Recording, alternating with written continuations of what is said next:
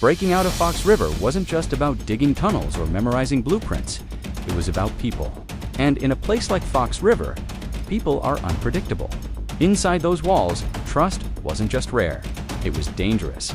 A fragile currency that could be traded, stolen, or broken at any moment.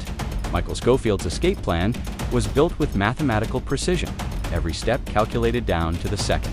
But even the sharpest mind couldn't account for one thing: betrayal. And betrayal came in many forms. Sometimes it was selfishness, a man trying to save himself at the cost of the group. Sometimes it was desperation, a father torn apart by the thought of never seeing his family again. And sometimes it was pure evil manipulation and deceit from men who thrived on chaos. Time and time again, Michael's perfect blueprint was nearly torn apart. Not by guards or locked doors, but by the very men he had chosen to trust. The escape wasn't just a battle against the system, it was a battle against human weakness. Today, we're breaking down the betrayals that nearly ended the escape, and how Michael Scofield somehow held it all together long enough to make the impossible. As David Tweener, Apolsky's was young, scared, and desperate to belong. When he stumbled into Michael's crew, he wasn't there because he was trusted. He was there because he overheard too much. His presence became a liability, and true to form, Tweener cracked under pressure. At one point, he considered selling the team out just to secure his own safety. For Michael, this was the nightmare scenario, a loose thread in a carefully stitched plan. Tweener's betrayal didn't completely unravel the escape, but it came dangerously close. A reminder that not every man on the team could be controlled. Benjamin Franklin wasn't a traitor at heart, he was a father. His desperation to get back to his family clouded his judgment, and at critical moments, he questioned Michael's leadership. He threatened to expose secrets and nearly derailed the plan when his patience ran thin. While Sinot's betrayal was born from love, it still put everything at risk. Because in a mission where timing was everything, even hesitation could kill the dream. For Michael, Sinot's wavering loyalty was a dangerous crack in the foundation. John Abruzzi was a mob boss, a man who lived by power and intimidation. Michael needed him for resources, but Abruzzi's obsession with revenge nearly ended everything.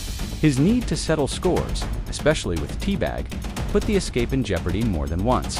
And when Michael couldn't deliver on promises fast enough, Abruzzi didn't hesitate to use violence, even against his own crew. His betrayal wasn't just about survival, it was about pride.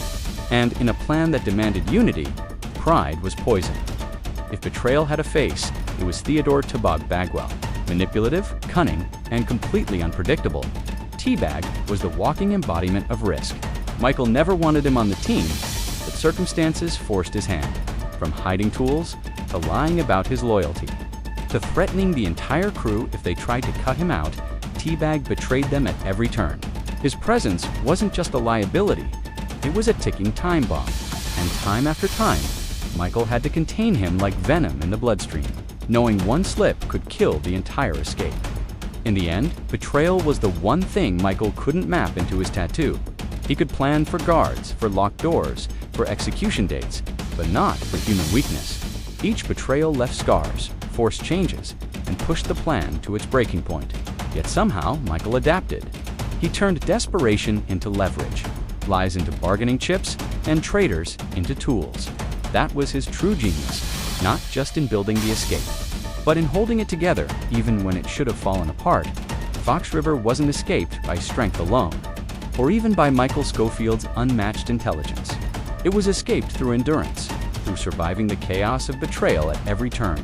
The tunnels, the blueprints, the tattoos, none of it would have mattered if Michael hadn't been able to adapt when the very men he depended on turned against him. Because betrayal wasn't rare inside. Fox River, it was constant. It came in whispers, in secret deals, in desperate choices made in the shadows. Sinot, threatening to expose the plan. Tweener almost selling them out. Abruzzi letting his rage nearly tear the crew apart. And Teabag, whose very existence was a poison inside the group. Each act of betrayal chipped away at the fragile foundation of trust holding the escape together. And yet, that's what makes the story legendary. Michael didn't just outsmart guards or design tunnels. He outsmarted betrayal itself. He learned how to bend it, contain it, and, when he had no choice, survive it. Every broken trust was a reminder that the escape wasn't just about freedom, it was about navigating human weakness. In the end, the miracle of Fox River wasn't that they broke through concrete and steel. The miracle was that Michael kept the escape alive when betrayal threatened to bury it. Because in Prison Break, betrayal wasn't the exception, it was the rule. And every step toward freedom was carved out of sacrifice, deception, and broken trust.